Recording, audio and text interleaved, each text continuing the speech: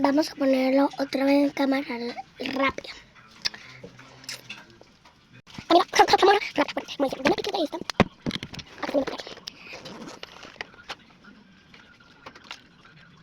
Con el mismo palito de cuando nos dejamos acá, pues vamos a limpiarlo con el palito como y sacamos un poquito de este, que tiene un poquito, y bonito. Ya voy. Ay, qué hermosa. Así lo voy a ver, me veo que hermosa.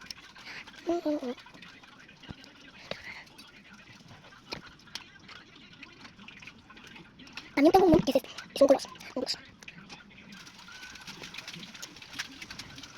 No, no. Ahorita ya voy. Así que no jugo. Bueno, me toca con eso porque no tengo más. Un poquito nada más. Y lo más que a mí me gusta, lo más importante para mí. Ya, mamá. Me perdón que sea, ¿no?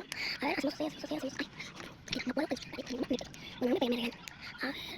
Mira mi papá otra vez. Ay, me encanta. Ahorita se le voy a subir una foto como me veo, como me maquillo.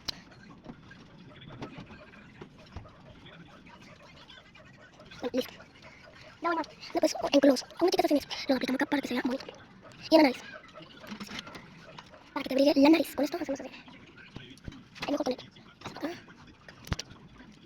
Bueno, así es como queda.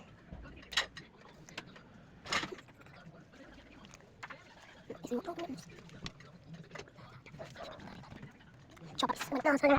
Chao, chicos. Los quiero. Chao. Voy a mandar una foto.